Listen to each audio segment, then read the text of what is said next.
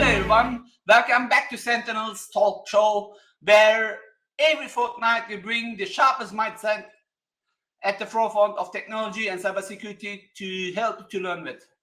In this episode, I am absolutely thrilled to host a visionary leader who is not just navigating but actively shaping the future of digital innovation and trust. Dr. Timothy Summers is today our guest. He is the CIO of Morgan State University. He brings over 2 decades of unparalleled experience from pivotal roles at institutions like Arizona State University, Booz Allen Hamilton, and the US Department of Defense. He is not just a CIO, but also an educator, a mentor, harnessing the power of AI and cybersecurity to pioneer sustainable futures and empower the next generation. He is committed into excellence, innovation, and community service. Before I talk too much, I would love to invite him to the stage. Dr. Timothy, welcome to the show. Thank you so much for having me. It's truly a pleasure to be here with you. I know you for years, but please tell us who you are, what you do. Maybe I forgot to mention anything. And you have been recently appointed as CIO at Morgan State University. Congratulations one more time. So please tell us what you do. Absolutely. As you said, I'm Dr. Timothy Summers, Vice President of Information Technology and Chief Information Officer at Morgan State University, Maryland's preeminent urban research institution. We also, another claim to the university is that it is considered a national treasure, something that we're incredibly excited about. And a most recent accomplishment for the university is that our one of our teams, as well as our president, just recently received a major award for the documentary that was produced about the university. So it's just a really wonderful place to be. I like to tell people that at Morgan, we're not just managing technology, especially as it relates to IT at the university. We're really using it to fuel a bold transformation, which we refer to as Transformation 2030. And as CIO, my mission is really to position IT and our technology services as a strategic enabler for research, student success, and global impact. And, we're on a pathway right now to very soon be a Carnegie R1 institution, which is another major feather in the cap. And technology is really at the heart of all of that evolution. So I'm really excited to share perspectives from the higher ed front lines, where innovation and cybersecurity and inclusion, really intersect in some of the most dynamic ways. So thank you again for having me. Thank you. And I think we have a lot to learn from you, because I see that you build digital trust in an AI-driven world. And now at the university, you are not just going to shape the university, but also the future of many students, thousands of students, because I'm pretty sure they're going to look up at you. Anyway, let's go back to our talk show. You're a strong advocate for digital trust. We know that. You have lots of experience in AI, and you are not just a CIO who focus on technology, but you have also a strong cybersecurity background. When we talk about AI, there are growing concerns around data privacy, bias, and there are many CIOs and CISOs. They want to build trust and maintain the trust with the stakeholders around this. In your role as a CIO who works with AI, whether they are students, faculty staff, or external partners, how do you create the digital trust with your stakeholders? It's a great question, and there's really multiple facets to it. The first piece of this to think about is, I think, whether you're in higher education or not, as a CIO, you're having to be faced with the fact that digital transformation is outpacing security all the time. Everyone's trying to innovate faster than they can secure, right? And so it's almost like, really no matter the sector, innovation is outpacing cybersecurity as a universal vulnerability. So there's that. And then we've got AI, which with all of its potential and risks at the same time. And we've even on the security side, we've seen, everyone wants to kind of put AI into their security dashboards and things like that. But I mean, at the end of the day, right, if that AI isn't trained on your environment, it's really just guessing. So you have to be very mindful of all of this happening at once. There's really this massive convergence that's sort of happening across the board. And I really think that university campuses are kind of the new battlefield in a way, because universities used to be open gardens of collaboration, and now they're prime targets for cyber attack. Whether students, guests, researchers, thousands of access points. We're at a place where zero trust really isn't optional anymore, and it's really, really important to understand that, because in higher ed, trust used to be a value, and in cybersecurity, it's a vulnerability in a lot of ways. And so that's why we really have to focus on digital trust and really, being as mindful about that as we can, and in trying to really establish trust-based relationships with our partners, with our students, with our faculty, our research departments. And this is, we haven't gotten to this, but one of the things that is incredibly important if you're a CIO, especially if you're talking about trust and establishing and building digital trust as well, is being able to speak the language of return on investment. For example, when we think about cybersecurity, a lot of times it's really just framed as a cost center, and there's really sort of, as I don't have to tell you, this, throughout our careers. I mean, how many times have we heard cybersecurity have to be sold, in the sense of some kind of gloom and doom? But really, throughout my career, what I've found is that we really have to reframe security as a strategic enablement. And when we do that, right, we can show how cybersecurity underpins student trust, research integrity, and financial sustainability, right? And that reveals that cybersecurity isn't overhead, it's actually the foundation of digital trust. And so I think that's one of the most important things to take away from the digital trust and how you build it with your partners, is if they see you being diligent and they see you being meticulous and intentional about your cybersecurity, it's much easier to build upon that kind of foundation for digital trust than if you didn't have any of that at all. Perfect. When you put all this together, how does it translate in a concrete strategies for ethical AI deployment, and more importantly, data governance? Because as you mentioned, and unfortunately there were many universities and institutions hacked just recently. It was more than 60 million student records has been in the United States been published in dark web. So how will you translate all this to concrete AI and ethical strategies? Yeah, so I think your point about data governance and data is really important.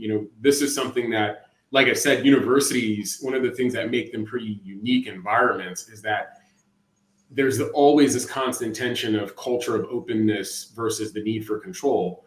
And higher ed really thrives on openness, freedom, and collaboration. These are values that oftentimes conflict with security principles like zero trust, right? And so in higher education, cybersecurity isn't just a technical conversation. It's also a philosophical one. So it's really important to secure openness while not restricting it, right? And that's tough to do. And then also, you sort of alluded to this a little bit in terms of the decentralized sort of aspects and governance aspects. So you have to remember that, many universities, most of them operate as like a collective of independently managed schools, labs, and departments. So even though, there's sort of the idea that, it's one big university, for example, like if you think about Arizona State University, where I was previously, very large university, but, really is a collective of a bunch of different schools, labs, departments, centers, and so on and so forth. And so universities aren't just one institution, right? They're really dozens under one brand, which makes centralized security both really important, but also really challenging, right? And so with that being in mind and thinking about that, you really do have to think about some of the sort of double-edged sword aspects of that environment, right? Reputation really is a security asset these days. Trust and brand equity are at risk in every single breach across every industry. Whether you're a university or a tech giant, reputation really is your softest target. And so it's important to know that and understand it. And universities, because they're traditionally and typically very open and very focused on collaboration, people, within the universities don't typically think of their data as intellectual property. Whereas, if you're in private sector or other parts of the market, you'll think of your data as, as your very important aspects of your IP strategy. And so, higher education is shifting in its thinking. I'm really proud to say that, this is something that Morgan is actively, facing head on.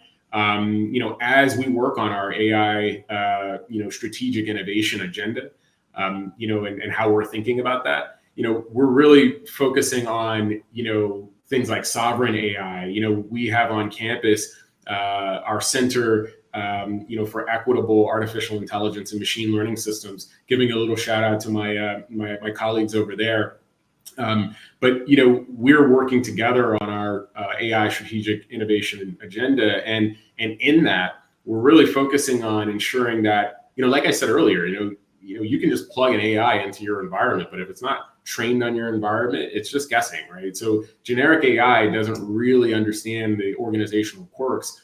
And what we're really looking into is how can we lean into sovereign AI so that we can really include and incorporate the kinds of levels of security and ethics and equitability that we know are really important within the AI. We know are going to be really important in the AI era that we're in now. So that's something that we take really seriously, and it's something that we're paying very close attention to. The other thing about it is that we're really thinking about what can we learn about ourselves through utilizing some of these AI systems. What can we how can we minimize our institutional risk? What kind of we're focused on building an ecosystem, and so the question around what kind of sort of risk universe is there. So we're very much thinking about things at that level. We also have the expectation that we're not just talking about security at a high level, but actually really being articulate in our language and in the value of security. Looking at return on investment versus risk avoidance. What does that look like? Framing our security investments, not as cost, but as enablers of continuity, trust, and compliance. But we also see security as being not something that halts innovation, but rather something that enables innovation to sustain.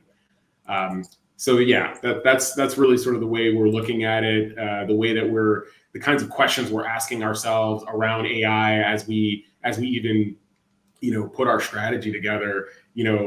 We feel that we're one of the best positioned in terms of being able to talk ethical and equitable AI, because we've had this long-standing research happening in that space.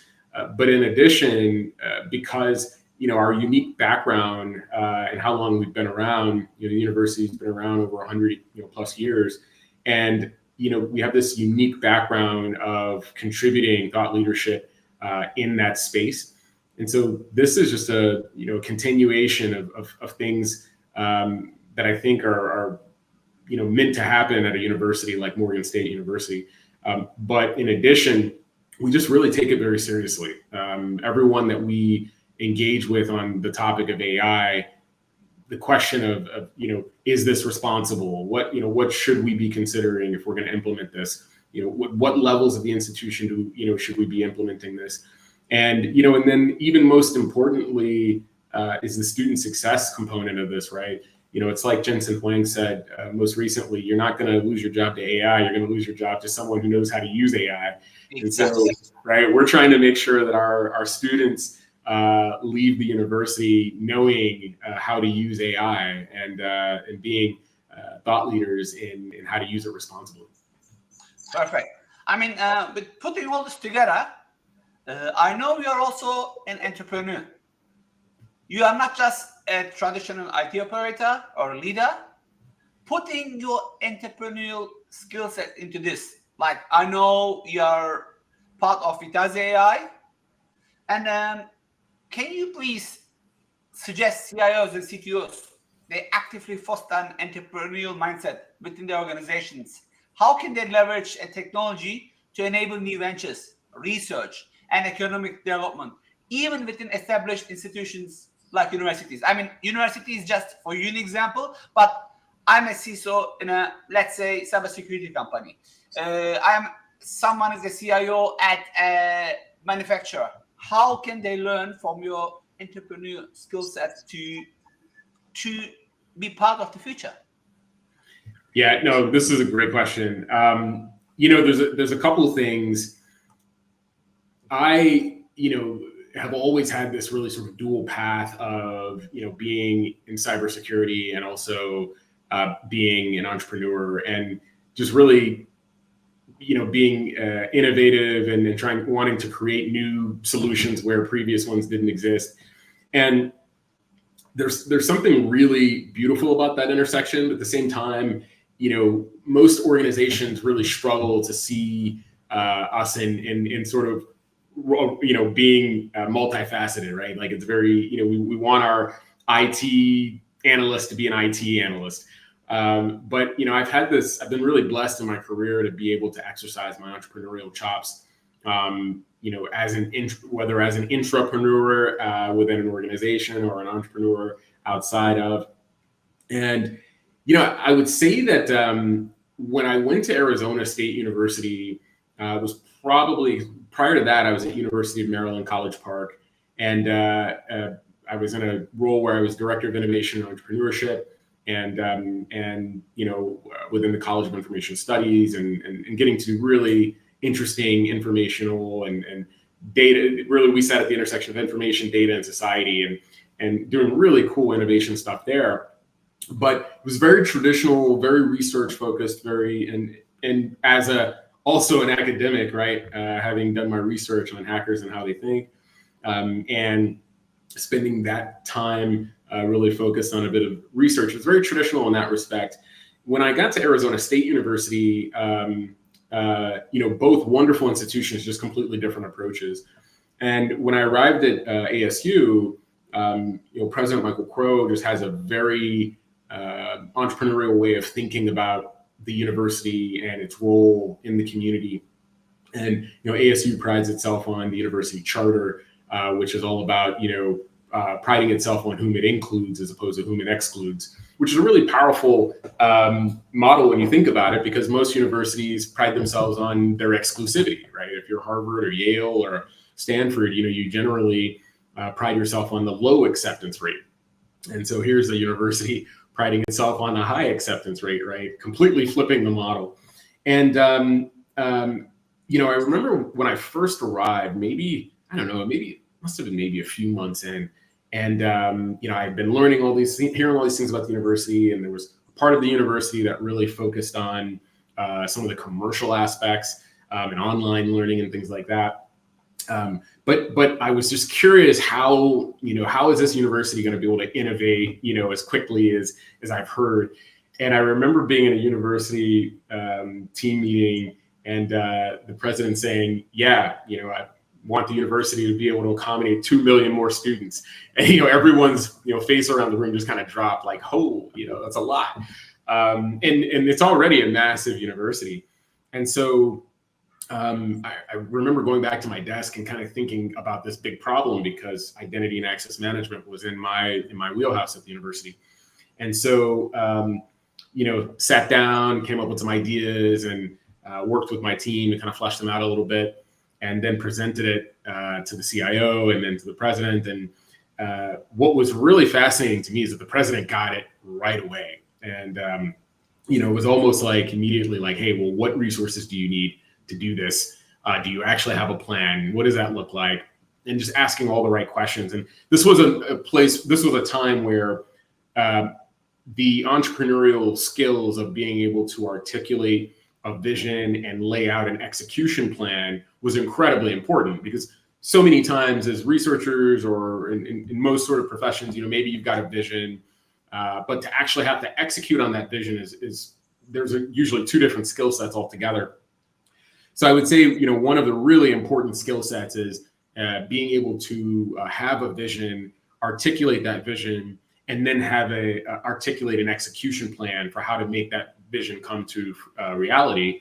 And then additionally, I would say being a good steward of the resources that are being given, right? Because, a lot of folks think, oh man, I need to get some investment. And once they get the investment, it's like they think the job's done, but that's actually when the real work starts, right? So now that you've got the investment, you have to be a good steward of it. And if you're a good steward of it, then you generally get more investment. And so that's another thing that I would say is incredibly important from an entrepreneurial perspective of being in this kind of CIO role, or whether you're CIO or CISO. I think they're both really important. Learning the language of return on investment, understanding things like total cost of ownership, being able to really sort of best you can, put things in the language of the finance folks, right? So, how do you, if you're in a budget meeting, right, bits and bytes don't really matter to those guys. They care about ROI, TCO, and risk exposure, right? So if you can speak a little bit of their language to help them understand the true value, then you can go beyond upfront costs, because that's kind of the thing that everybody kind of pays attention to. But if you can go beyond that and be able to actually articulate value in their language, it goes an incredibly long way. And, another really interesting, I would call it a beautiful constraint of my previous experience also. So once I, presented this idea for this university product and then said, hey, I need these resources, one of the constraints was, is it possible to do this without, having to increase our overall staff size? Is there a way to do this effectively and efficiently? So that we don't have to hire 35, 40 new full-time employees to do this. And so, that was another opportunity to exercise my entrepreneurial chops of, being able to put a team together quickly with resources, in the United States, around the world, and really trying to build some cohesion there so that we can then create this product and get it out the door as soon and as quickly as we can, but keeping momentum, keeping progress, and sometimes you have to do it that way, right? And so in every position, sort of along my journey, whether it's been as a professor or as an entrepreneur or as an executive or as a venture capitalist or any of the multitude of roles I've played, I really tried to collect really wonderful people along the way that may be fruitful or instrumental in future projects. And so a lot of times what happens is you just really build great relationships with folks over time. Like yourself, you just build great relationships with folks, and then an opportunity comes up and it's like, hey, I've got a great AI person who I've worked with, and I know they care about security, and I know they're trustworthy, and I know that they care about responsible AI. How do we pull them over? Or I know someone who's really, amazing at data and data analysis. How do we pull them over? And so that's another aspect that I, learned along the way. That is an entrepreneurial skill for sure, and incredibly important, in my new role at Morgan. Because you go to a new place and they may or may not have, the cutting edge, sort of talent that's out there, from the top firms. Higher ed institutions can't afford to pay the salaries that Meta pays or Microsoft or Facebook or Google or whoever. And so, where we sort of, end up having to really shine is in figuring out how we can leverage those beautiful relationships that we have for a bigger mission, right? Because for the university, we really do see ourselves contributing to the community, and the students that we produce are really the best representation of who we are. So that's, I think that, being able to bring all of your resources to bear is a really important part of it. And, it's something I'm really proud to be able to do, and feel very thankful that I've had a fruitful career to know a lot of really amazing people in some of these really cutting edge spaces. I mean, honestly, you brought so many great points up. I'm like, oh, I should ask this. No, I should ask this. Your wisdom of knowledge is making me ask so many questions, but I'm gonna stick to the one that you said last. Now, as a CIO or as a team leader or as a tech leader, as you said, we have to be aware of our surroundings. So, you have seen the cybersecurity landscape evolve dramatically. You mentioned many stuff. For CIOs today, managing digital transformation and technological innovation is the main job. However, this is a journey which is very fragile. And if you do not calculate the cyber risk, that digital transformation can be causing losing trust for anything via cyber breaches. From your perspective, why is it absolutely critical for CIOs, specifically for CIOs, more than ever, not just to hire CISO, but to prioritize bringing on CISO they can implicitly trust? And why I asked this question, a few minutes ago, you just said that, hey, I keep an eye while I work. We met years ago, maybe tomorrow we're gonna work together. And this is, it's like when we walk, we are totally aware of our surroundings. When someone asks you a question, yeah, I saw something at the back corner. This is what you brought in my mind. As a CIO, first of all, why it's important to have a CISO? Because, hey, I know you. This is one of my questions which I'm going to ask at the end. How hackers think. You are a cybersecurity expert yourself, but you are also now a CIO. I see many people, they share these titles at LinkedIn. CIO, CISO, and CTO. Yes, I know you can do three of them, but why is it important to hire someone specifically to this role? Yeah, this is a great. This could be CISO or CIO. I say CISO because I'm a CISO myself. Sure. You could be a COO and hire a CIO, but why? Yeah, this is a great question, and I think a lot of organizations don't necessarily have the best thinking around this.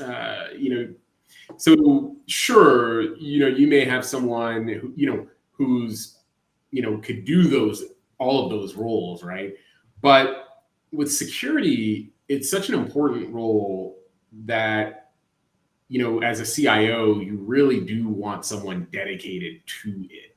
You really do want someone. I started my career in the U.S. Department of Defense, and we call it watching your six. I really do believe that you need to have someone that you trust in that spot, watching your six, watching that for the entire institution.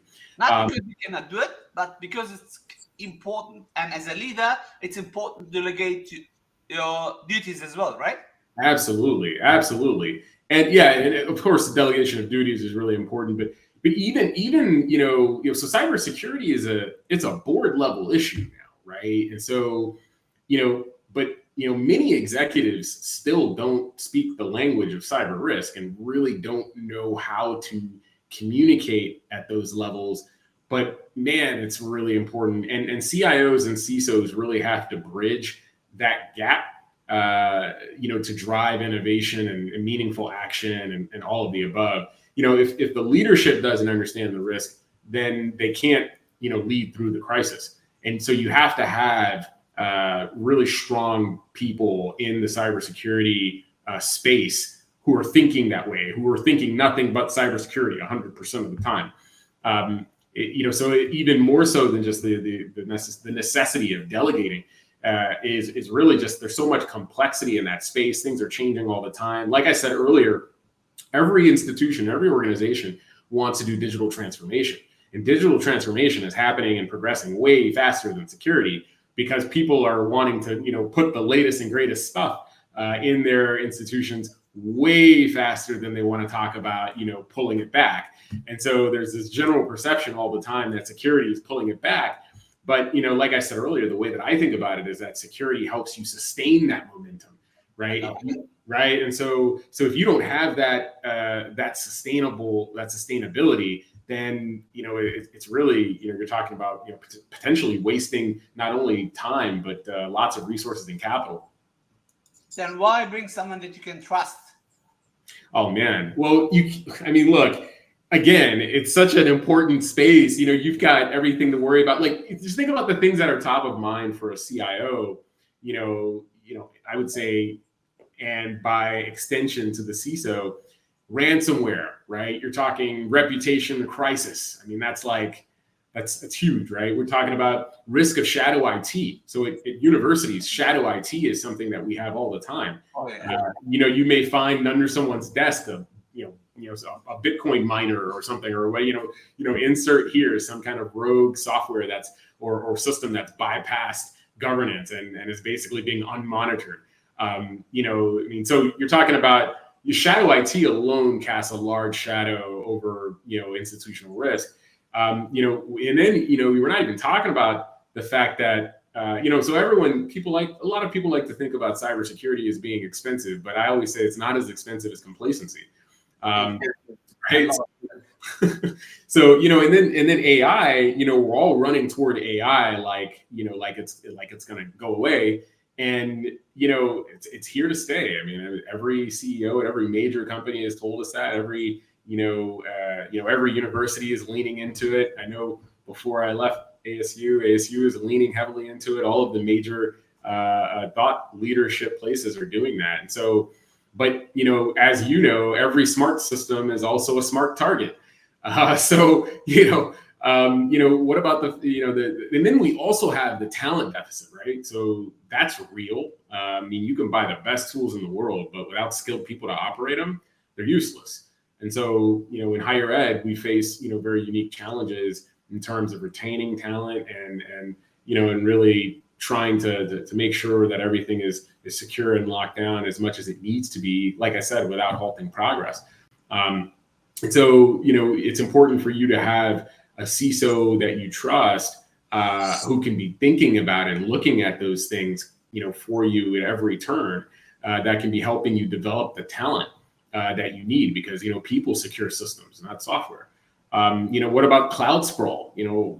Every university that I've interacted with over the past couple of years has multiple clouds, right? And then, the idea of where your data is, man, there's such a level of data blindness.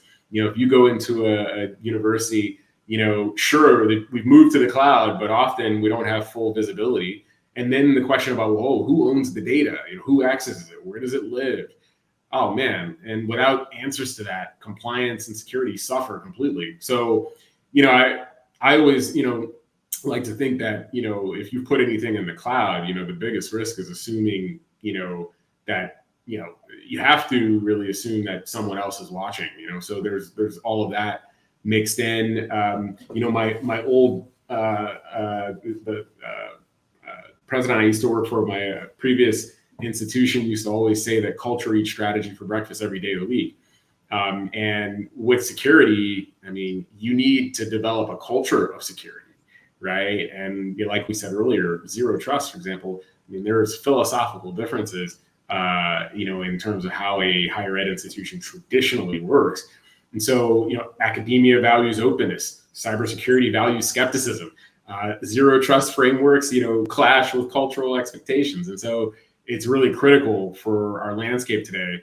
And, I think that in cybersecurity, trust is one of those things that is just incredibly important. But it can also be a vulnerability if you don't handle it correctly. So it is something that's very delicate, I think, that has to be top of mind also. One of the other things that I found in higher ed to be incredibly important to manage, and I'm sharing all of these because these are all things and reasons why you need a trustworthy CIO or CISO rather. Like every one of these things are things you need to have someone watching, paying attention to, dedicated to, focused on. Third-party risk, what about that, right? So institutions rely on vendors and partners for all kinds of things. For all kinds of functions. But if those vendors are breached, oh man, your institution, suffer the consequences. So due diligence is not optional, right? And so you need to have someone you trust who can handle that due diligence. Like I said earlier, it's an executive, it's an executive and a board level conversation these days. So, you need to know and believe and trust that you have a CISO who can not only communicate and articulate it to the CIO, but also to be able to articulate it, to the board. There's going to be a variety of committees in higher ed, right? And private sector as well. The CISO needs to be able to communicate to those folks why do we need this stuff? Why it's really important. And, when I was doing some travel for a conference, an education technology conference. And, I sort of always, I've been working on some research with some colleagues on a topic that we call normal chaos. But when I was in, doing some travel for this talk, I had learned this concept of organized chaos. Like there are some parts of the world where culturally people have just grown up with this idea of organized chaos. And we were doing a hackathon there, and the theme of the hackathon was the unexpected day. How do we prepare for the unexpected day?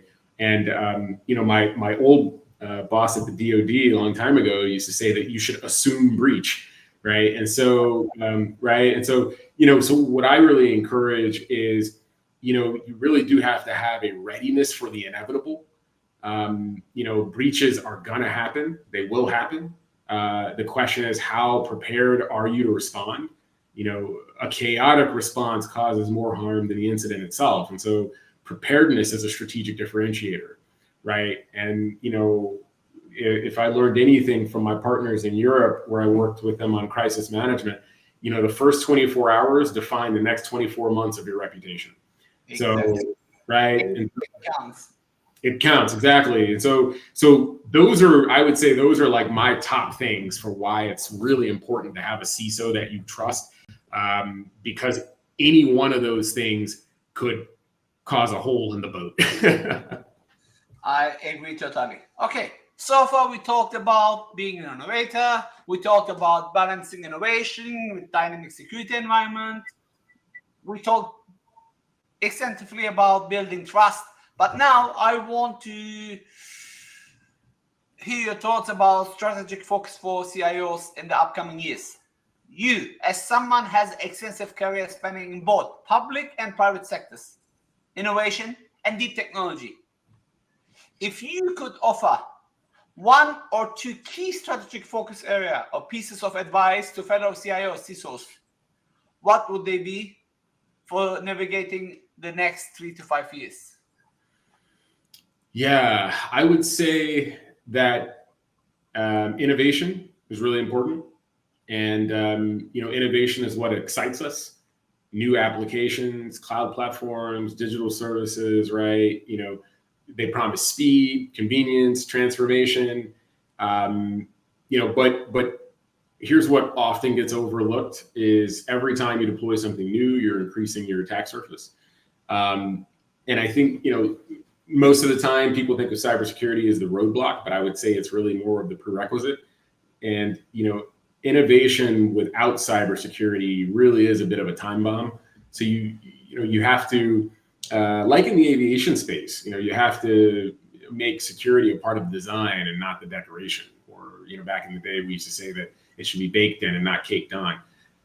So, I would say the sort of call to action there, or in the way I would sort of encourage CIOs to think about it, is that, you need to embed security from day one. You need to put the cyber architects at the innovation table as early as you can. And, innovation without cybersecurity is really could just be a more efficient way to fail. So you really do need to have that top of mind and something that you're thinking about. I think that's incredibly important. I'd also say that, one of the things that I had shared earlier was around, the sort of language, being able to speak the language of the executive and the language of the finance folks. If in my career, what I've found is that, you could be talking about digital, new tools, new services, cybersecurity, and if it's not sexy, people just might not even pay attention to it, right? They just won't even, really care because there's this other fancy shiny thing over here that I want to focus on. But you really do have to learn how to speak the language that they can understand, so that they can understand why it's so important, and they can understand what value it's going to bring. The value proposition is really important. It's really important for CIOs and CISOs to learn how to speak the language of value proposition, and that's something that we don't typically have to do in our field, or at least we have to do it in different ways, right? It's usually more so technically explained. But I would also say digital transformation, because everybody, and that's separate from innovation, because innovation, a lot of times it includes net new things, whereas digital transformation, that's inclusive of repairing old stuff too, right? And if you're an institution that's been around 100+ years, you got a lot of old stuff to be thinking about. So, right? So there's a lot of things that you have to think about. That may need to be secured, that may need to be reconsidered.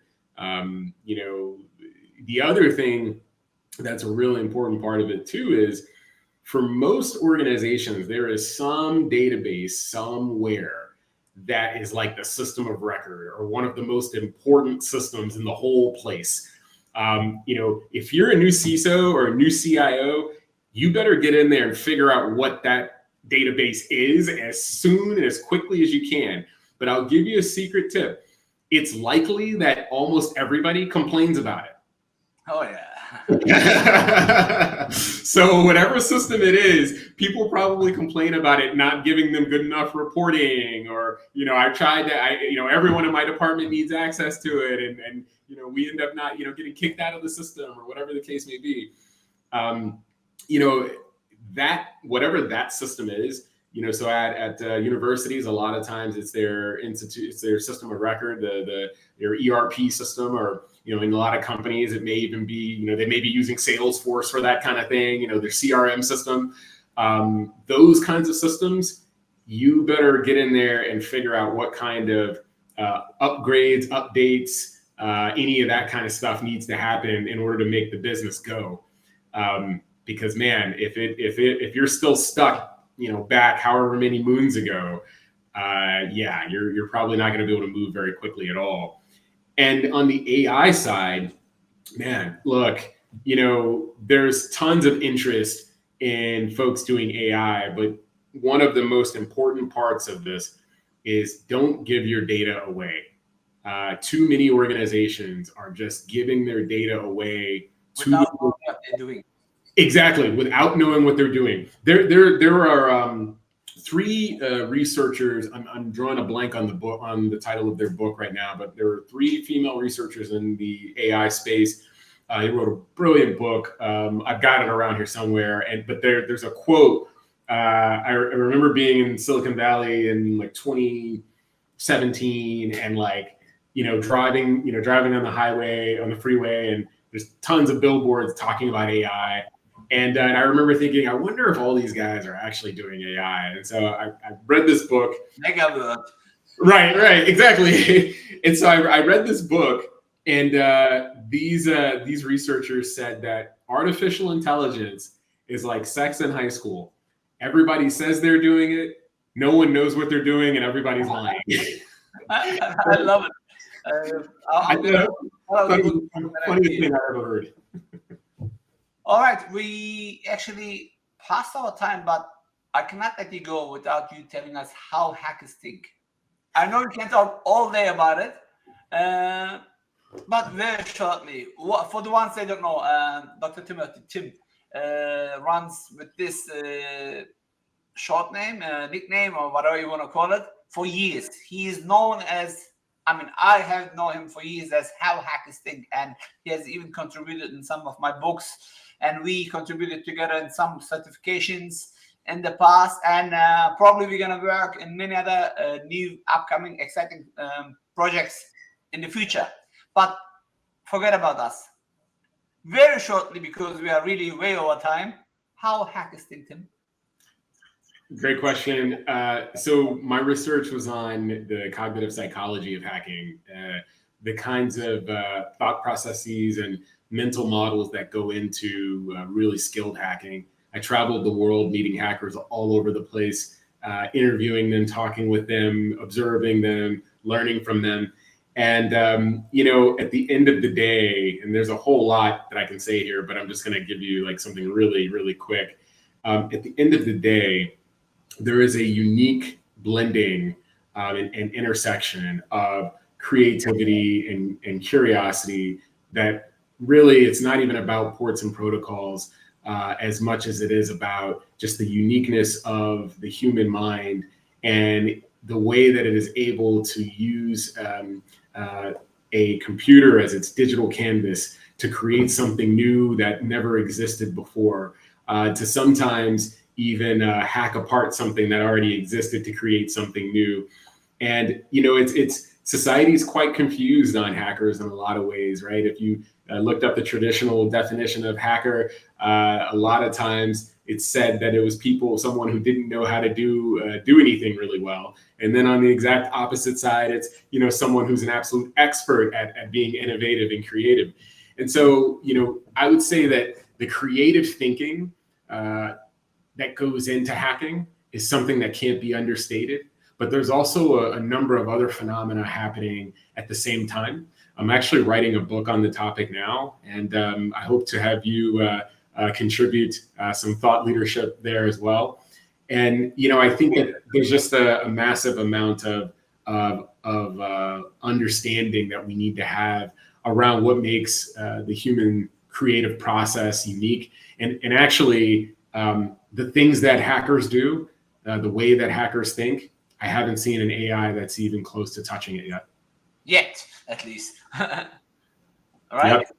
All right, Dr. Timothy. This brings us to the close of another incredible, insightful episode of Sentinel Talk Show.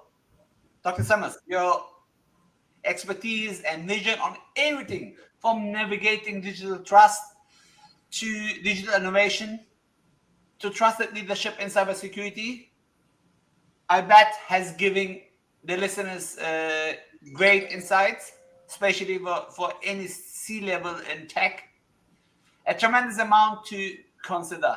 Thank you so much for sharing your invaluable time and insights with us. I'm looking forward to contributing your book, promise. This is a recorded promise. And any last word that you want to share with the community? No, just thank you so much for having me. I really appreciate the time and the opportunity to be here and share with your audience. Thanks again. Thank you very much, Tim. With this, we're coming to the end. Looking forward to see you next fortnight with a brand new guest again. Tim shared really and anything that we can learn from him is always a great insight. Thank you again, Tim, and talk to you soon.